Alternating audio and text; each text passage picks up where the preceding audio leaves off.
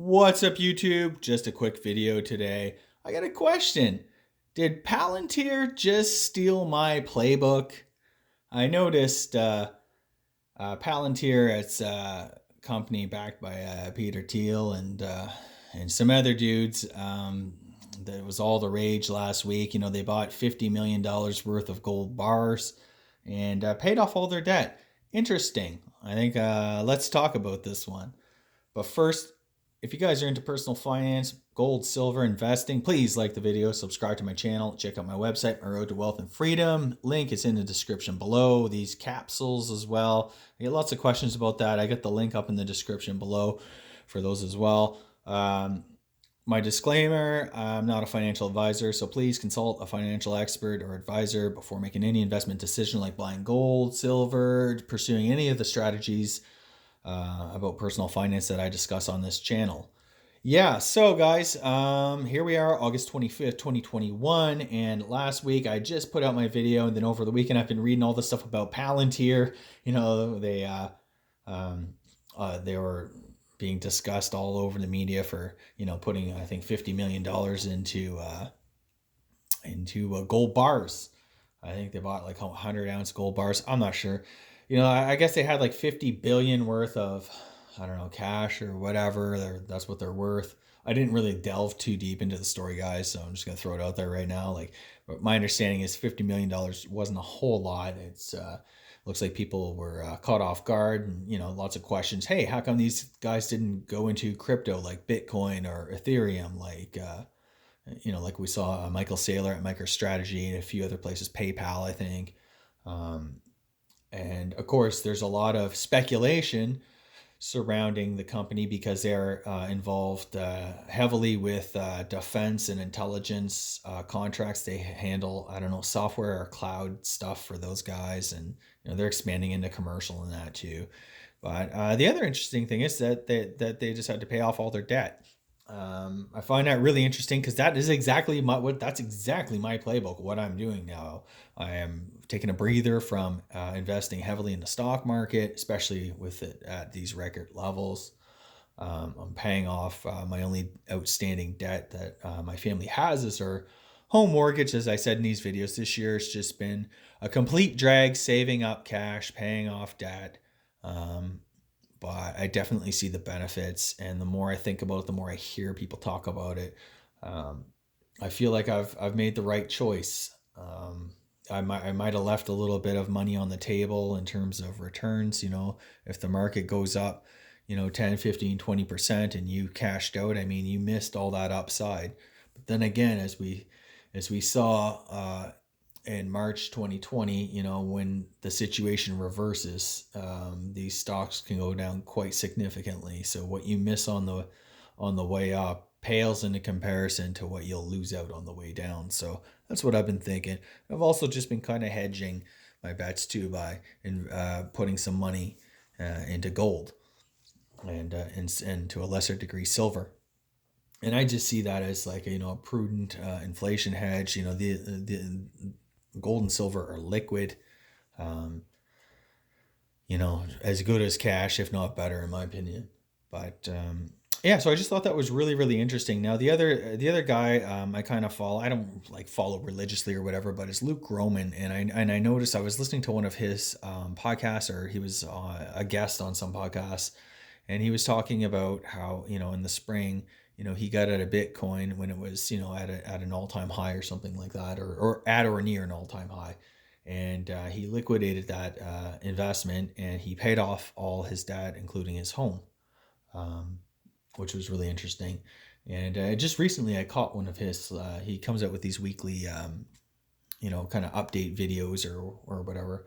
And he had mentioned that, you know, you know, there's better places to put your money. You know, he could have waited for Bitcoin to drop and reinvest in Bitcoin, or, you know, got into some gold, or I don't know what else the idea was, but he's like, you know what, it just kind of feels good to like be debt free. You own your own home outright. You don't have that worry.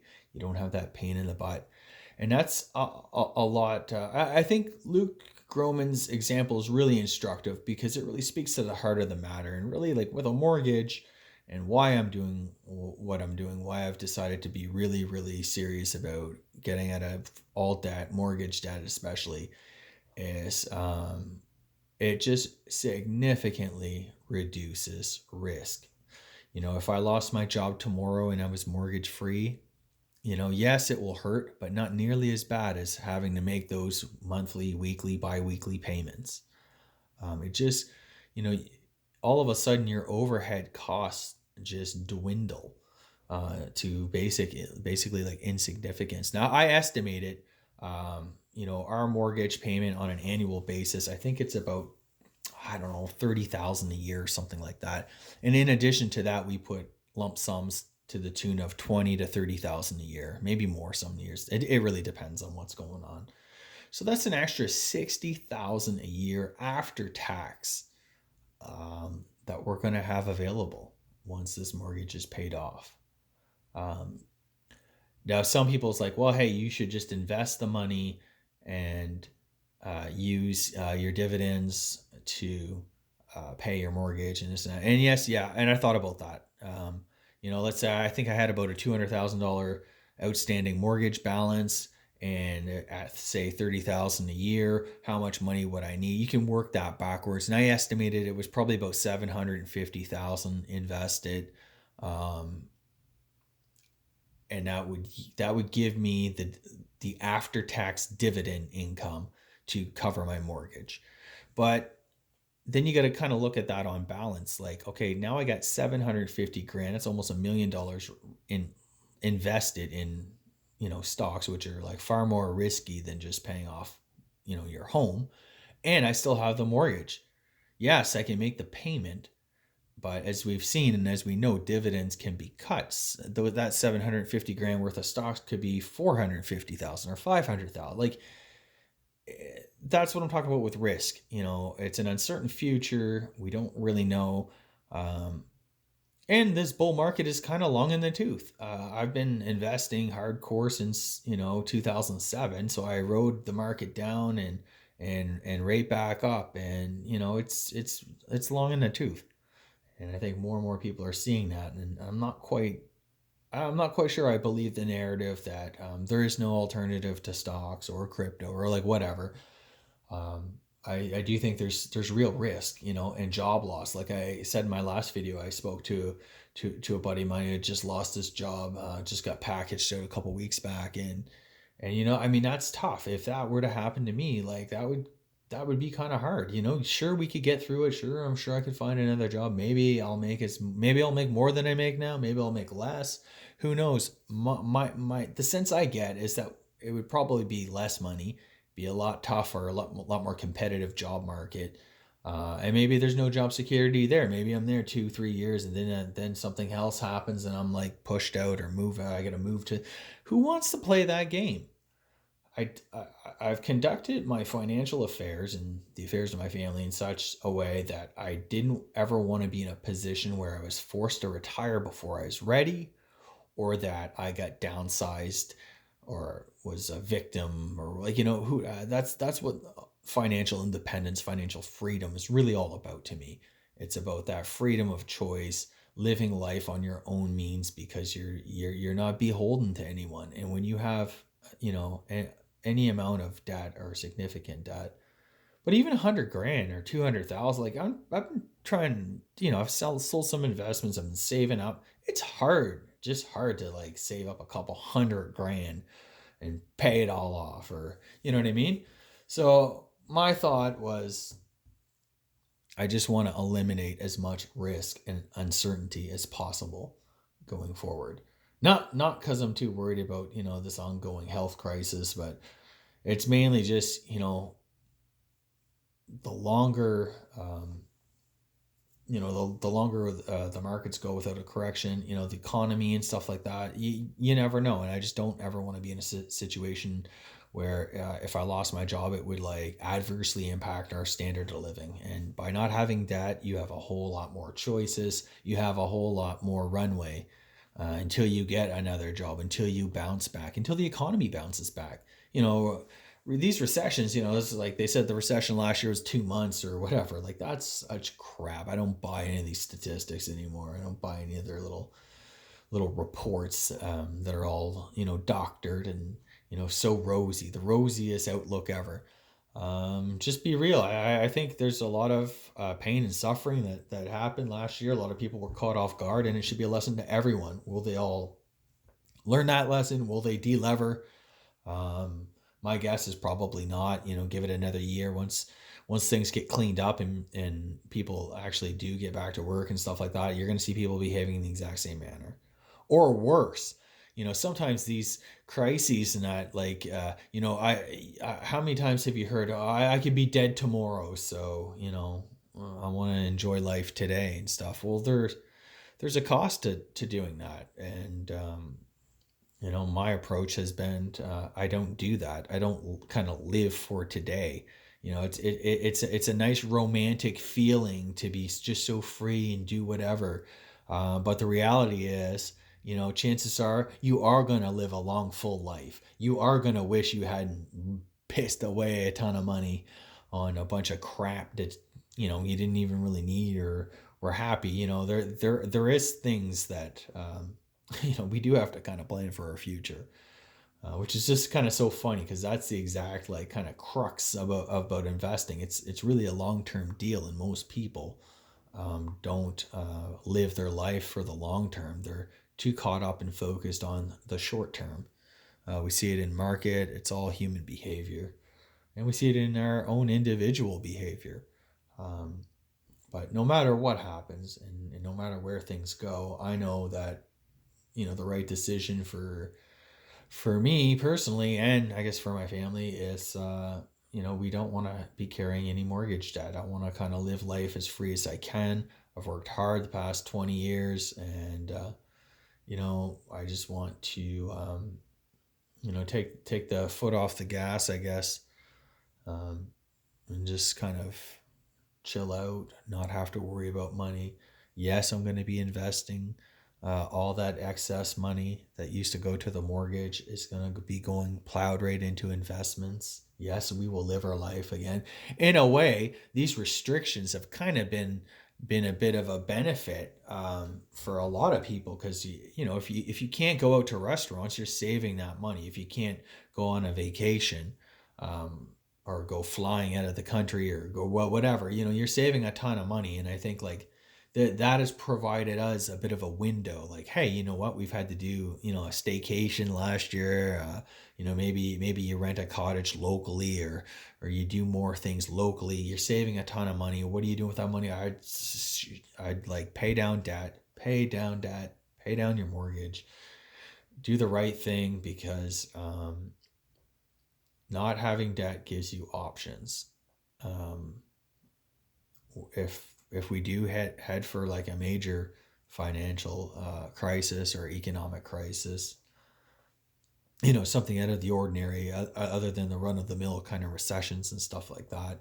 I do believe that not having debt, owning things free and clear, whether it's a stock portfolio, some precious metals, some real estate, that is going to basically save your butt. And you don't want to have any amount of debt, because debt is risk. Debt, more homes get foreclosed on and stuff.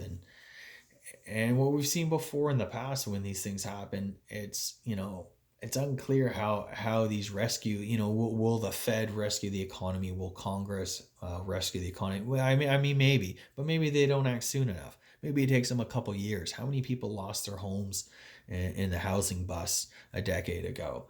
They weren't saved. And last year they decided to try to rent moratoriums, mortgage holidays and all that stuff. Well, you can't do that for years and years and years on end. If we do end up in a major financial crisis or depression or something like that, I definitely would not be relying on government bailouts to help you. Again, the whole financial independence, the FIRE movement, and that, it's about being independent. It's not looking for somebody else to help you out. It's about being able to stand on your own 2 feet. with your investments and that on your side. Well, I consider stocks to be super risky right now, and I'm kind of looking at just get out of debt, have a little bit of savings, have some precious metals, yes, still own some stocks, but I would definitely, it's so uncertain that to me, I got my money riding on, get out of debt. Yes, I probably won't make as much in the long run, but I'm willing to sacrifice a couple percentage points of gains on a short term basis. I mean, it's not like I'm out of the market for a decade or anything like that. But just kind of a quick tidy up my balance sheet, get out of debt, not take on any new debt, and just be in a really great position that if there's a liquidity crisis, I won't be forced to sell at bargain basement prices because I'm worried about what if I lose my job. And that's the thing, like what we saw last year. That is kind of like a nightmare scenario. You know, all your investments tank. Real estate is basically illiquid. The stocks crash, bonds and stuff like that. Like when what and if you lost your job, you lost your income. I mean, you'd be really, really, really in a tight spot, and you could stand to lose a lot. Trying to sell a home in a depressed market. I mean, I don't even need to go through that. A decade ago, we saw what happens in the housing bust. It's people lose everything. Um, you know, if you have stocks, you think and you hope that if you lost your job, you'd be able to like maybe rely on some of that. But if you don't have any sort of cash savings, if you don't have anything like that's solid and that will hold up in a major crash, a major liquidity crunch, you could be in really bad shape, and you could potentially lose everything or be forced to liquidate an investment portfolio at bargain basement prices. So I just want to say, like, I feel like there needs to be a bit more balance. People need to really be thinking more about balance in their own situation, their own personal lives. Um, that's kind of my recipe. That's what I'm thinking. That's what I'm doing. And once this mortgage is paid, it'll be a huge weight off my shoulders, and I'll feel a lot more confident and just less concerned if if the market melts down, if dividends get cut. I mean, that's the thing too, right? A lot of these crisis companies can't increase dividends, or very like so many of them cut dividends, as we saw last year.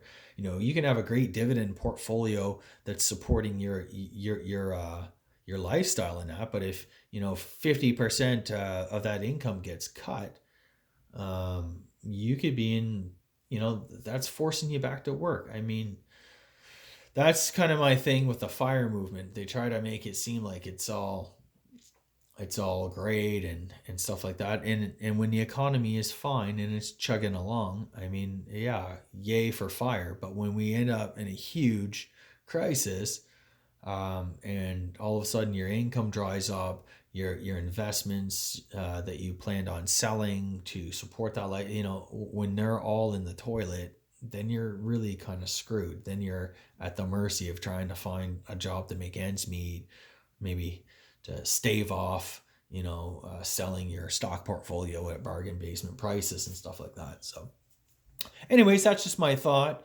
I thought it was interesting and reassuring that a company like Palantir is kind of doing this thing. Luke Grohman, more and more, because every day I kind of just look and I'm just like, man, it feels. I'm not gonna lie to you guys, it feels like I'm on the wrong side of this trade. Like I'm deleveraging and being super risk averse, just as it seems like we're at maximum risk, and that may be okay for a few months if this market is truly in a topping pattern and we're going to see a crazy correction and stuff like that.